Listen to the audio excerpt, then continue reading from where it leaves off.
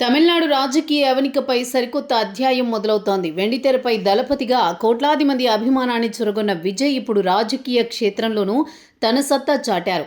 ఆయన నేతృత్వంలోని తమిళగ వెట్రికజగం అసెంబ్లీ ఎన్నికల్లో అనూహ్య విజయంతో అతిపెద్ద పార్టీగా అవతరించింది. ప్రస్తుతం తమిళనాడులో ప్రభుత్వ ఏర్పాటుకు సంబంధించి రాజకీయ సమీకరణాలు అత్యంత వేగంగా మారుతున్నాయి.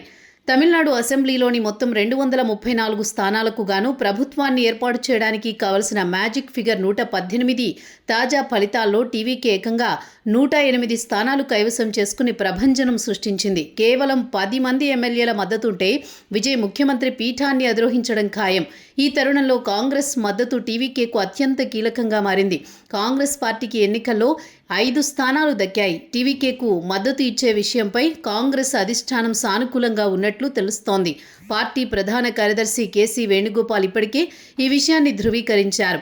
మంగళవారం అర్ధరాత్రి జరిగిన కాంగ్రెస్ రాజకీయ వ్యవహారాల కమిటీ అత్యవసర సమావేశంలో విజయ్ ప్రభుత్వానికి మద్దతు ఇవ్వాలని ప్రాథమిక నిర్ణయం తీసుకున్నట్టు సమాచారం. 2 మంత్రి పదవుల డిమాండ్ షరతులకు టీవీకే గ్రీన్ సిగ్నల్. రాజకీయ వర్గాల్లో వినిపిస్తోన్న సమాచారం ప్రకారం కాంగ్రెస్ మద్దతు ఇవ్వడానికి కొన్ని కీలక షరతులు విధించింది. కొత్తగా ఏర్పడబోయే ప్రభుత్వంలో కాంగ్రెస్కు 2 కీలక మంత్రి పదవులు ఇవ్వాలని డిమాండ్ చేసింది.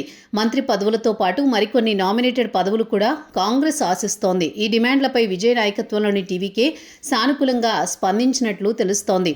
దీంతో కూటమి ప్రభుత్వం దాదాపు ఖాయమైనట్లేనని విశ్లేషకులు భావిస్తున్నారు.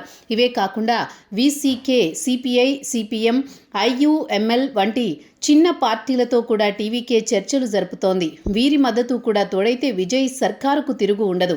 రాజకీయ పరిణామాలు శరవేగంగా మారుతున్న నేపథ్యంలో నేడు తమిళనాడు గవర్నర్ను కలిసి తనకున్న మద్దతు పత్రాన్ని సమర్పించనున్నారు.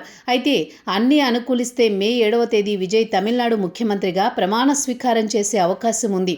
విజయ్తో పాటు మరో 9 మంది మంత్రులు తొలి విడతలో ప్రమాణం చేయవచ్చని తెలుస్తోంది. ఈ చారిత్రాత్మక కార్యక్రమానికి కాంగ్రెస్ అగ్రనేత రాహుల్ హాజరయ్యే అవకాశం ఉండడంతో జాతీయ స్థాయిలో ఈ పరిణామం ఆసక్తి రేపుతోంది.